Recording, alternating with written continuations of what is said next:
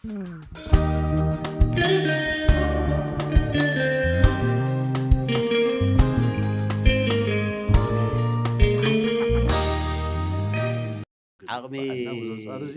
كان اكب انفت ذات حزو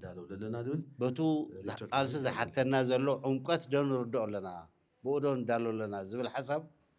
بتعمي صبغ حسابيو نالبات كنا زي اكبنا نغير اللي خونيو او نايم اكا بروسيس ينازلنا سلازي صبغ يكبل يدلي اب ثلاثه نغرات يكزارب يدلي حنتي ناي بريتوريا غداي هاليتي ناي شعبيه غداي سالسيتي انتاي نغبر بزبل ابزين ثلاثه يكزارب بتعم بزح حسابات يلعل نيرو بزح تهاتون يلعل نيرو ناتاتهم ناب بل اياتون انتاي يكبل دلي ناي خالي زخنا الرأي كله يخلي يسمعون له بناتي الرأي أبز حلفة جزء حزب تجري كله خطيتو أبدأ زلوا يخون أو وسع زلوا كله خطيتو زجور قالسي تخكلن يعني روي ليزامن مخنياتو أفتو أنتي أتو حزب تجري بقالسي زمسرته هجمن قستي يفرس زلوا مخانو زرقيو ملكتات بزحات نيرو بتاع بزحات نيرو ناقاتهم مزرزر يدل شعبيه ديزاين زغورو مو مس نا ኢትዮጵያ ፌደራል መንግስት በሓደ ኮይኖም ዝፈጸምዎ ናይ ጆኖሳይድ ውግእ እዩ ተኻይዶ በትግራይ ስለዚ ህዝብ ትግራይ ንዚ መመካቱ ትክክል ነይሩ ዝብል እምነት ኣለና ኣነ ሓደ ሃላይ ፕሪቶሪያ ዝሃበና ዕድል ናይ እቱ ፀገም بهجة መንግስታዊ መንገዲ ይፈታሕ ኢልና ኢና ተሰማሚዕና ኣብ ክልተ ነጥቢ زين بقلصة تقميتانيان حدا أفتنا مجمريا وتقونسس خما جينا أنا نفتحه بزبل برينسبل بزبل متكلات بزبل نتساقم بخميز مسؤول متكلات رينا أنا نفتحه بزبل وتو ناي مجمريا تقمت أقولي ناي وتقونسزي بناي إثيوبيا فيدرالاوي ديمقراطية ومنجس فيدرالاوي ريبابليك منجستي هجة منجست مسارات نفتحيه تبعي له تقميته حدا زي حزب تግራይ بناتي الررادا هجة منجستاو مسلح اللي فهيبن يلو تواقيو بريتوريا دمان دقنا بزي عقنا نفتح حيا إلا تسمامعنا حانت زيايا تخاليتي إذن زي جاقاج بهلا بوتاتات كل على كلها تجاقاجنا بناي إثيوبيا فيدرالاوي ديمقراطية ومنجستي هجة منجستي مثكل مسارات نفتح حيا إلا عميتنا هنا بريتوريا أب كلتين أفتح حفشة ومتكلون أبتن سبيسيفيك متن قدايا زملكتها قداياتون هجة منقص مثلا تقرا نفتح لنا هنا سلازي زيايو تقاليسو إعلامان يروو هجة منقص تاو مسألة يخبر خالي إعلام هذا نورسه بكنبر يخليه بزح أنا نايتو زبزي حز وسط أبتي دي اف تسلفو أو وسع تسلفو زي قال زنورة تقراي بملو هجة منقص تاو مسألنا أحلفنا ينبني ليو تقاليسو بريتوريا دما بتهجى منقصتاو مسل مسألة تفتح إلا أنا تسمامعنا زيادة حنت تأشمو نقدمتون بزا من قد زيادة بسلام ومن قد نفتح حيائنا لنا سلازي بريتوريا نافجى منقصتاو سرعتكم من اللسع اللي باتنا كم بوليتيكاو كوميونيتي أنا خمتي بي إلف يكون كل زمن كم تجراي كم بوليتيكاو كوميونيتي تأكيبنا قداينا كنفتح اللي باتنا نقص عليون عدلنا بدن بكنفتح حقافاي زخونه منجستي تمسرتلو خناتات فطروا بزبل تسمامعنا زي هيباتنا بريتوريا سلازي هذه خميلا متعزلا فريسومولو عاوز لهم بريتوريات زفرمكم سوات يتغور لهم صعري يقبر له ግን بريتوريا بحد طرح زقوم يكونن نا ኢትዮጵያ ፌደራላዊ መንግስት ሎ ኢንተርናሽናል ኮሚኒቲ ሎ ኣብ ትግራይውን ተዋሳእተሉ كنفرم كيدنا زنورنا سباتون أولنا ناتنا قوام بريتوريا نا حزب تግራይ سمعنا تيو حزب تግራይ بقالسو زمصو حدا كالاي حزب تግራይ كفرسو كدل كلونا هو واحد ጉጅለ اي فرسن يلو تماغيتو تطاو زبلو خلته هزو انت هنا نوغاي نخيدن بامسرت نفتح زبللا زلو اجندا يا سلازي نا حزب تግራይ اجندا سلازخونه نا حزب تግራይ نملسمو بإنترناشنال كوميونيتي سممعنت بريتوريا تقبر له من قد نقبر يوز بحال زلو እዚኣ ኣበይ ኮይና ኢና ንገብራ ኣብዚ ኮይንካ እውን ስምምዕነት ክግበር ይከኣል እዩ ነቲ ጉጅለ ምስ ኣፍረስካ እውን ዝበለፀ ናብ ተግባር ክኣቱ ምግባር ይከኣል እዩ እዚ ናይ ኣፈፃፅማ ዝለዓል ጉዳይ እዩ ዝኸውን እቲ ፍሬምወርክ ግን ናይ ህዝቢ ትግራይ ኣጀንዳ እዩ እሞ ናብ ህዝቢ ትግራይ ይመለስ እዩ እቲ ነልዕሎ ዘለና በቢ ዝኸድናዮ ነልዕሎ ዘለና ጉዳይ ምስ ዓለም ለኻዊ ተዋሳእቲ ይኹን ምስ ናይ ኢትዮጵያ መንግስቲ ይኹን እቲኣቶም ካብ ኣፍረስዎ ህዝቢ ትግራይ ክፈርስ ስለ ዘይፅበይ ህዝቢ ትግራይ ብናይ ባዕሉ ወከል ተቢሉ ናብ ዝለዓለ ደረጃ ክሻብ ዝወስዶ ህዝቢ እውን እንተኾነ እቶም ናይ ፕሪቶርያ ተዋሳእቲ ዝነበርኩም እዚ ጉዳይ እዚ ካብ ኩናት ከትርፈና ዝኽእል ስለ ዝኾነ እዚአን ፈፅሞን እያ ንብል ዘለና ምክንያቱ ኣብ ፕሪቶርያ ምፍፃም እቲ ዝዓበየ ግደ እቶም ወንጀሎም ክሓብኡ ዝደልዩ ዘለዉ ናይ ትግራይ ወንጀለኛታት እዮም እንተበልና ዋላ ማእኸላይ መንግስቲ እውን ኣብ ፕሪቶርያ ምፍፃም እግሪ ኣይጎተተን ዝብል ኣረኣያ የብለይን ኣነ ኣብኡ ዘለዓሉ ነገራት ኣለዉ እቲ ዋና ጉዳይ ግን እቲኣቶም እዮም ፈፂሞሞ ካብኡ ዝለዓለ ዋና ጉዳይ ግን ፕሪቶርያ ብሓይሊ ኣይፍፀምን ብሰላም እዩ ዝፍፀም ብድርድር እዩ ዝፍፀም ብድርድር ብሰላም እዩ ክፍፀም ዘሎ ብካሊእ መንገዲ ክፍፀም የብሉን ኣብ ካሊእ ኣብ ፌደራል መንግስቲ ጉድለት ኣይነበረን ካብ ዝብል ኣይኮነን ዝብገስ እቲ ናይ መፍትሒ ኣንፈት ብኩናት ጌርካ ንምፍታሕ ዝግበር ፈተነ መጥፍእ እምበር ልምዓት ኣየምፅእን ሰላም ኣየምፅእን ዝብል ኣረኣያ ሒዝና ኢና ብሰላምን ለውጥን ተኣኪብና ንቃለስ ዘለና ሰባት ነልዕሎ ዘለና እና ሓንቲ እዚኣ እያ እታ ካልአይቲ ከልዕላ ዝደሊ ነገር ሻዕብያ ዝምልከት እዩ ናይ ኢሳያስ መንግስቲ ሻዕብያ ምባል እውን ሓደ ሓደ ግዜ ብትክክል ዘይገልፅ እዩ ዝመስለኒ ኢሳያስን ኣብ ጥቑ ዘለዉ ውሑዳት ሰባትን ናቱ ጉጅለ ብሓይሊ ዓፊኖም ሒዞሞ ዘለዉ መንግስቲ ናይ ካልኦት ወኪል እዩ ክኾን ዝኽእል ባዕሉ ክኾነ ይኽእልን እዚኡ እቲ ሓደ ዝስሓት ነገር ወይ ናይ ግብፂ ወይ ናይ ስዑድ ዓረብ ወይ ናይ ቱርኪ ወኪል ጥራሕ እዩ ክኾን ዝኽእል ካሊእ ክኾነ ይኽእልን ናይ ኢሳያስ መንግስቲ ናይ ህዝቢ በዝሒ ይኹን ኣብኡ ዘለዎ ፖለቲካዊ ተቐባልነት ይኹን ብዝኾነ ይኹን መንገዲ ወኪል ኮይኑ ጥራሕ ጉዳይኩም ከፈፅመልኩም እዩ ዝብል ቀይሕ ባሕሪ ከም ውህብቶ እንዳርአየ ባብኤል መንደብ ክሕልወልኩም ይኽእል እየ እናበለ ይሕልዋ ዶ ይሕልዋን ኣቦይ ዝጊ ይፍለጦ እዚአ እናገበረ ክጥዕሞ ከሎ ናብ ኢራን ይኸይድ ክጥዕሞ ከሎ ናብ ኢሚሬትስ ይኸይድ ምስኣቶም ተተባይሱ ገንዘብ ተዘይረኺቡ ናብ ስዑድ ዓረብ ይኸይድ ካብኡ ሓሊፉ ናብ ግብፂ ይኸይድ ወኪል ጥራሕ እዩ ክኾን ዝኽእል ከም ኣጋጣሚ ኮይኑ ግን እዚ ወኪል ጥራሕ ክኾን ዝኽእል ብባህሪኡስ ባዕሉ ክኾን ዘይኽእል ሓይሊ ብቀዳምነት ድማ ካብ ህዝቢ ኤርትራ ተነፀለ ሓይሊ እውን ስለ ዝኾነ ብሓይሊ ብጭቆና ዝነብር ሓይሊ ስለ ዝኾነ ካሊእ ወኪል ይፈጥር ደቂ ሹቕ ስለ ዝኾኑ ዓያሾ ስለ ዝረኽቦ ብትግራይ ካሊእ ወኪል ይፈጥሩ ናይ ወኪል ይፈጥሩ እንዲ ደብረፅዮንሲ ናይ ኢሳያስ ወኪል እዮም ኢሳያስ ባዕሉ ናይ ግብፂ ወኪል እዩ እዚኣቶም ድማ ነቱ ውክልና ሒዞም እዮም ዓዲ ከጥፉ ዝፍትኑ ዘለዉ እቶም ዓበይቲ ዓድታት ህዝቢ ዘሎ ናይ ዓለም ኩነታት ኣብ ባብኤል መንደብስ ሁቲል እዮም ክቋፀርዎ መን እዮም ክቋፀርዎ ዝብል ዓብይ ጭቕጭቕ ኣብ ዝለዓለሉ እዋን እቶም ናይ ዓለም ዓበይቲ ሓይልታት ኣብዚ ኣብ ዝዋስእሉ እዋን እንኳን ዶ ካብ ህዝቢ ተነፂልካ ህዝቢ ሒዝካ እውን 2 ሚልዮን ዘይመልእ ወይ 3 ሚልዮን ዘይመልእ ህዝቢ ሒዝካ ምስቶም ዓበይቲ ዓድታት ተዋጊኻ ቁም ነገር ክሰርሕ ይትኽእል ስለዚ ኣብዚ ከምዚ ዝመሰለ ጉዳይ ንትግራይ እውን ናብ ኢንሲግኒፊካንት ትኾነሉ መንገዲ እዮም ዝጎትዋ ዘለዉ ናብኡ እዮም ዘእትውዋ ዘለዉ እቲ ጆኖሳይድ ዝፈፀሙ እሳቶም እዮም እቱ ኣብ ትግራይ ተገበረ ውግእ ዋና ዲዛይን ዝገበሩ እሳቶም እዮም ኤክስኪዩት ዝገበሩ እሳቶም እዮም ከምቲ ዓንትዎ ዝበልክዎ ማእኸላይ መንግስቲ ናይ ኢትዮጵያ ኣብዚ ጉዳይ እዚ ዘልዕሎ ነገር ይህሉ ይኾን ኣነ ዝረኣየኒ ኣብኡ ተፈጠረ ጉድለት ኣሎ ኢለ ይኣምን እየ ዝኾነ ይኹን ንሱ እቲ ዋና ግን ዲዛይን ገባሪ እዚ ጉዳይ እዚ ዝፈፀመ ናይ ሻዕብያ መንግስቲ እዩ ሕዚ ኣብ ልዕሊ ዝኩሉ ጉድኣት ዝፈፀመ ዓንትዎ ትገልፅዎ ነርኩም እንደገና ድማ ባዕሉ ጠጠው ክብል ዘይኽእል ብውክልና ጥራሕ ክነብር ዝኽእል ናይ ውክልና ወኪል ኮንካ ኣብ ትግራይ ናብ ኢንሲግኒፊካንት ዝኾነት ዓዲ ንምቕያር ዝግበር ፈተነ ብጣዕሚ ዝገርም እዩ ስለዚ እቲ ጉዳይ ብእንታይነቱ ክንርድኦ ኣለና ክብል እየ ደልየ እታ ዋና ጉዳይ ግን ዓንትዎ ፕሮፌሰር ዕላ ነይሩ እንታይ ንግበር እዩ እንታይ ንግበር እዚ ኩናት እዚ ኣነ ዲፋይን ገብሮ ከለኹ ደብረፅዮንን ንሱ ዝመርሖ ዘሎ ጉጅለን ኢሳያስን ንሱ ዝመርሖ ዘሎ ጉጅለን ካብቲ ኣኻኺቦም ከካይድዎ ዝሓስቡ ዘለዉ ኩናት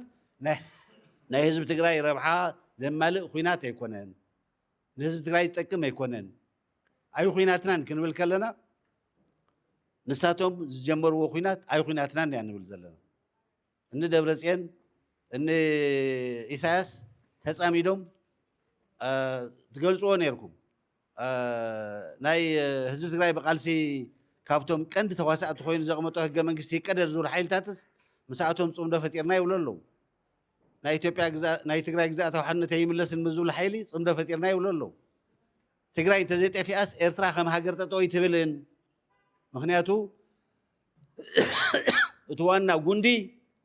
ትግርኛ ተዛረባይ ሒዛ ኣብ ትግራይ እዩ ዘሎ ንሱ ከየጥፋኻ ዓዲ ጠጠው ክትብል ኣይትኽእልን ብዝብል ኢሳያስ ፅምዶ ይፈጥሩ ኣለዉ እዚኡ እቲ ኔቸር ናይቲ ፅምዶ እዚ ዓዲ ዘጥፍእ እዩ ዝኾነ ጉድለት ኣለዎ ኢልካ ዋላ እንተኣመንካ ኣብዚ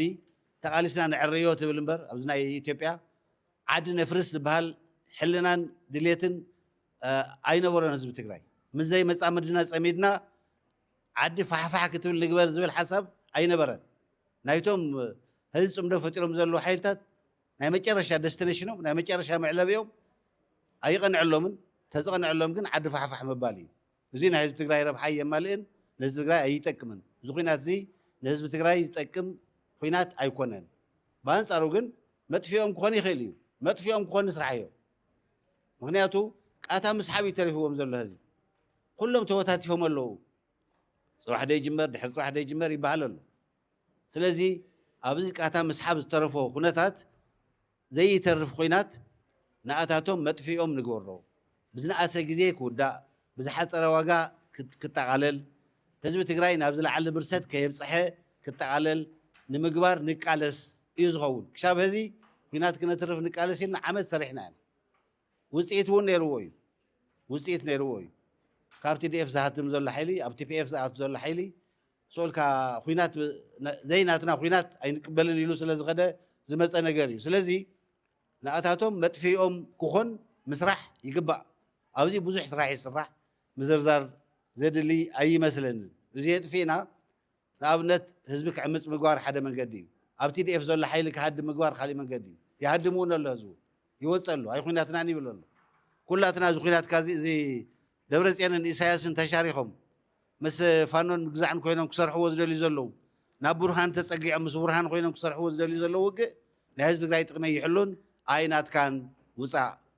ነቶም ከምኡ ዝገብሩ ዘለዉ መጥፊኦም ግበሮ ኢና ክንብሎ ዘለና ብዙሕ ነገር ክዝርዘር ይከኣል እዩ እዚ ጌርና ኣብ ትግራይ ሰላም ናይ ኩሉ ነገር መሰረት ስለ ዝኾነ ልምዓት ዲሞክራሲ ንክመፅእ መንፀፍ ነንፅፍ እዚኣቶም ብምልኦም እንኳን ዶ ብናይ ሓደ ፖለቲካዊ ምዕራፍ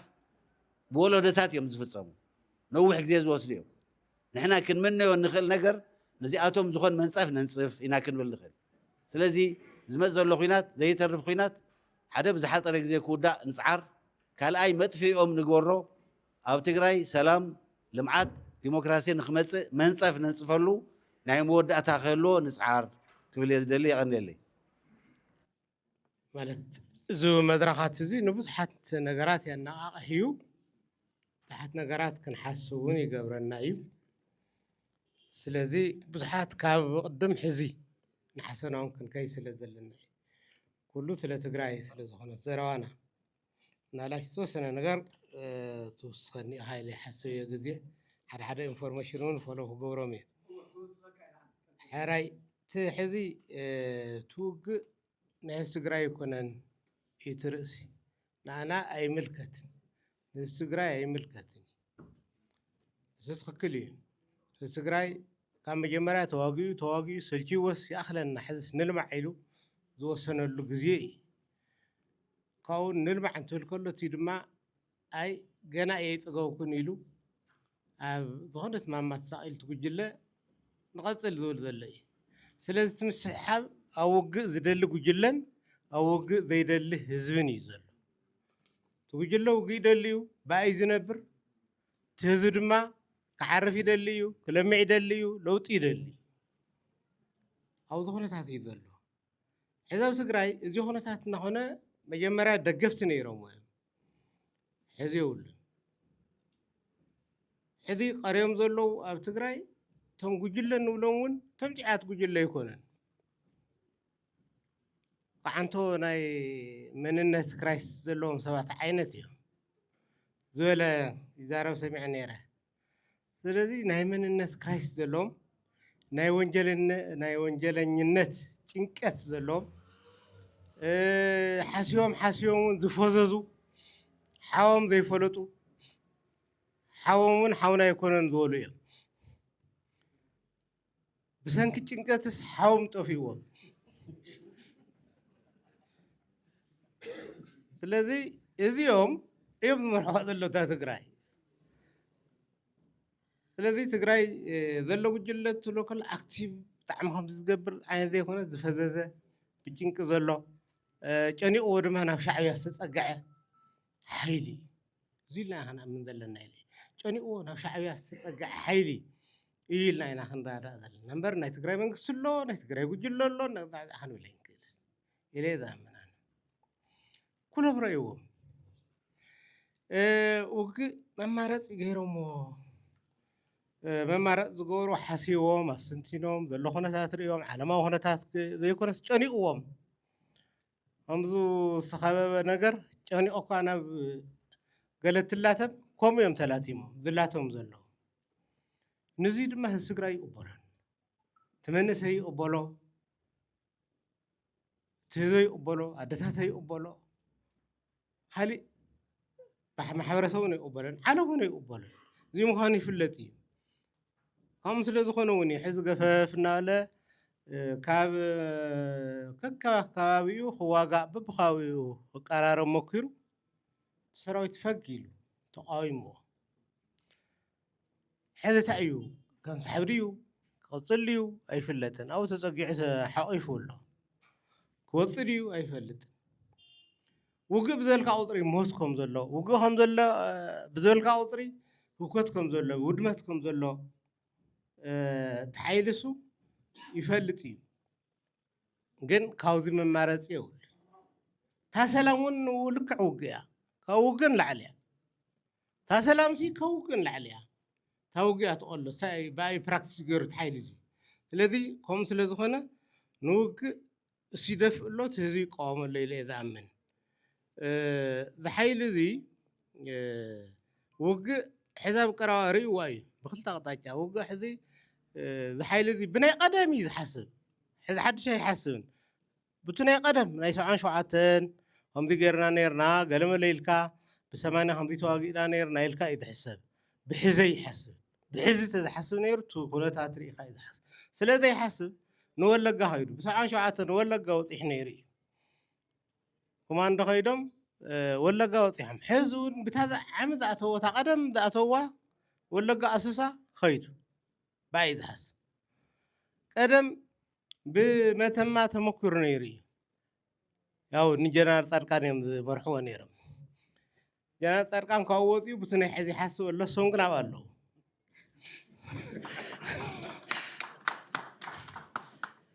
ስለዚ ኣነ ዝብሎ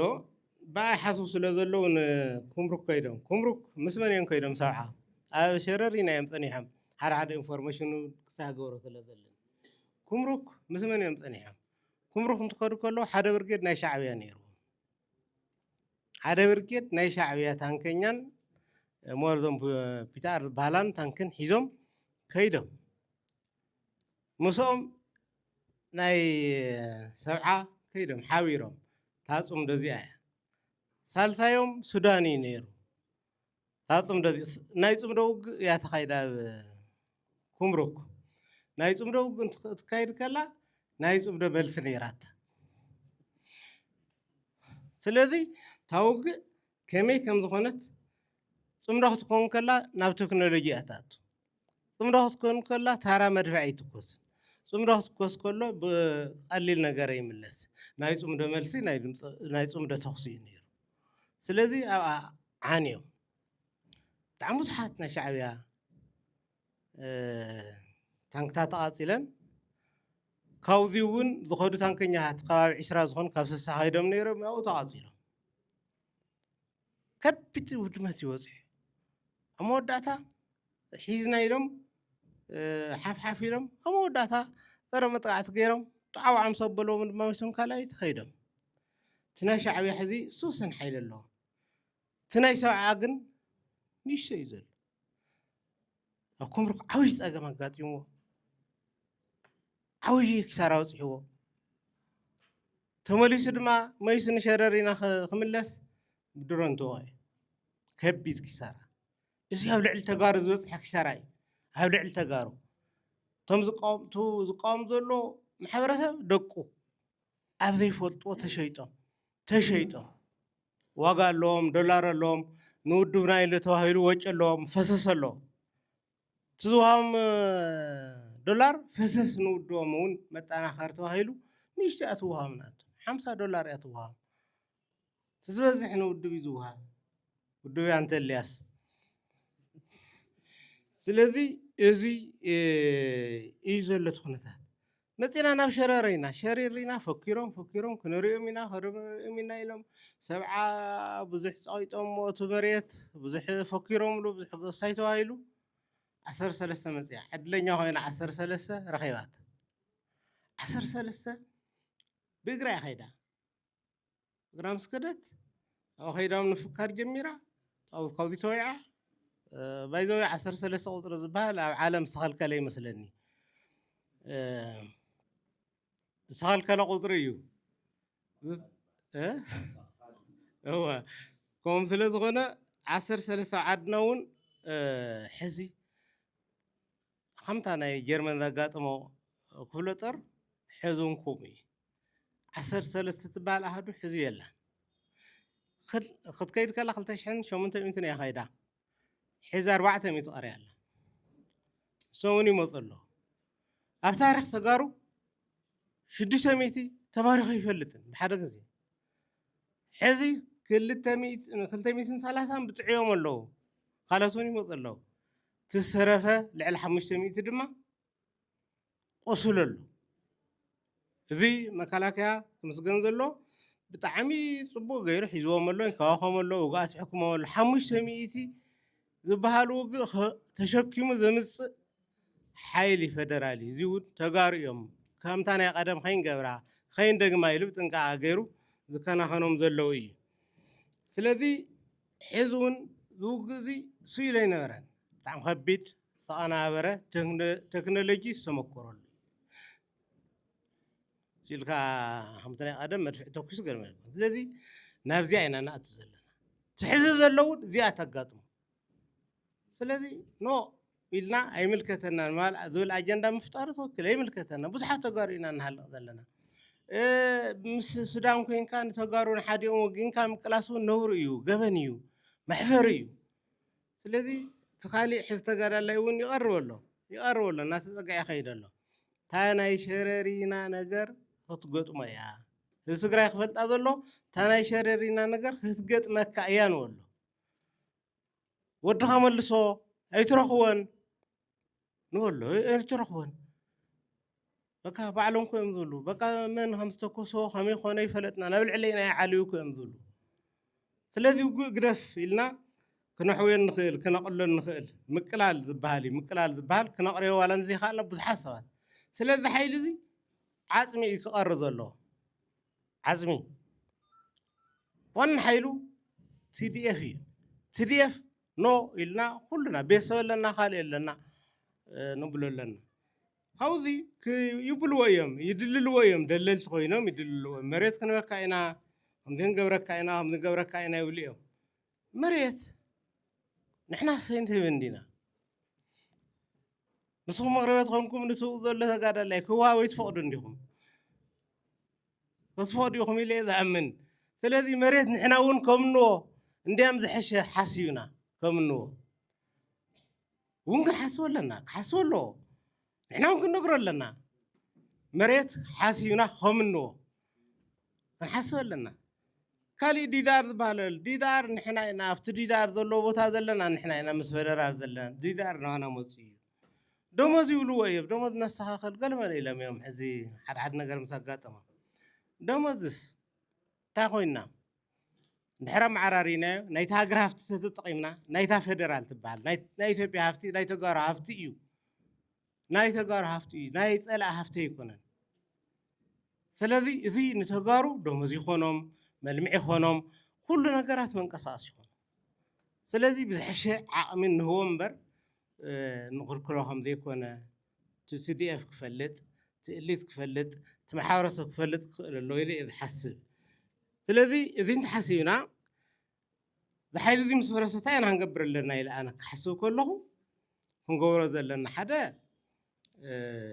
ህዝቢ ትግራይ ዝተመረፀ ብህዝቢ ዝተመረፀ መንግስቲ ወይ መዋቅር በዓልናይ ክኸውን ክንቃለስ ኣለና እዚኣ ነግፈረክ ክንብል የብልናን ኢለ እየ ዝሓስብ ነግፈረክ ክንብል የብልናን ነዚኣ ክንቃለስ ኣለና ቀዳማይ ምሽሻም ኢለ ነይረ ሕዚ እውን እዚኣ ክደግማ ስለ ዝደለኹ እየ ክንሻሻም የብልናን ህዝቢ ክመርፅ ኣለዎ ካብ ላዕሊ ክሳዕ ታሕቲ ንእሽተይ ውሻል ነገር ክርኽርኽ ዝብሎ ነገር ከምዘይብሉ ከኣምነና ኣሎ كأمنوا እውን ኣሎ ትቤላ ከምታ ዝሓለፋ እንተኢልና እንታይ የብሉን ካሊእ ገለልተኛ ሓይሊ ናይ ገለልተኛ ፀጥታ ሓይሊ በዓል ናይ ክኸውን ኣሎ ናይ ገለልተኛ ሓይሊ ፀጥታ ሓይሊ በዓል ናይ ገለልተኛ እዞም ሰብ እዚኦም ስናት እዮም ከምቲ ቀደም ዝብለና ዝነበረ ህዝቢ ትግራይ እዚኦም ናትና እዮም ደቅና እዮም ኣሕዋትና እዮም ንማንም ኣይውግኑን ንማንም ሃይማኖት ኣይውግኑን ዝብል ሓይሊ በዓል ናይ ክኸውን ኣሎ ህዝቢ ትግራይ ነዚ ኢና ክንቃለስ ዘለና سيلنا مكلاس بالي يكون اللي يتحلف قال لي أنا نايكرتا مدرخ كمن نقبر حسير أنا قال زلنا مبقى قال ستوب كنقول لنا مبقى قال ستوب تلك كتصرف فقادني هتكون لك كتوارد فقادني هتكون لك من ثاني السجراي كنت تصرف الله ودون تروح كتصرف الله تصرف بالغ كتصرف فقد الله عرف أيدي مدرخكم هو أنا فايدة ثم ذا تفوضوا تقوليهم أنا قم كنت فكر لنا توم حماقات يصرفنا نام كيتنا عددنا سيلنا سرحنا لوطنا نلوط نخيد زي قديشنا نايكرتا مدرخ خمزلونا نحسبنا كيد لنا عزي نتبقى أن قالوا صرفني قالوا كم ذا نتبقى أن ذي كونس ستوب أقيمنا دحر عزي يكرتا وإذا سوات يقولونا ثم بزحات قن زي تردوكم يخملنا نحالفون خم ذكرنا حد حيتنا هنقلت لنا بروباغندا ذي يخون ذلو إمنتنا ون ذي يخون ذلو بقى مبقى قال زقوم الجزية خون الله حتى توكلنا دحر ذوك الخنفترينا ومسافنتي حواحت مسافنت قتيلة يكرتها يبلتن حذر ما بيكو قتيل حوبيكو قتيل لين ولا لنا سلازي حزي نايكرتها مدرخير لنا إلي يتحسن بقى هنزازو ما تخوينا يكرتها السجراي بلاشنا يو صرف كنا وقديشنا كاينا نحن من تان السجراي نحن إلنا ناي مبقى قال نجر ملكعن خسين كيهلونا خنتنقع زلنا يلي يتحلف قالي ناي سجراي ناي لمعاتن قداي إشي قداي ون قمت كنا لنا فيكتوريا كنا تقول لنا حول كله ناي تحيلي ناي خالة السوالو فلذلو أنا اليوم تمدرخ نزيات نترادع نتحدى نت مهارنا هنكيس لذلنا صبوا مدرخية قني لي بزح جزي مكلاك يحلف أيو تقرأي بزح يفلت النيرة دحرت لو تجن أو زي أديس أبا خص نحن عليه يسجى الناس النيرة يو نتقرأي كيد خمت نفلته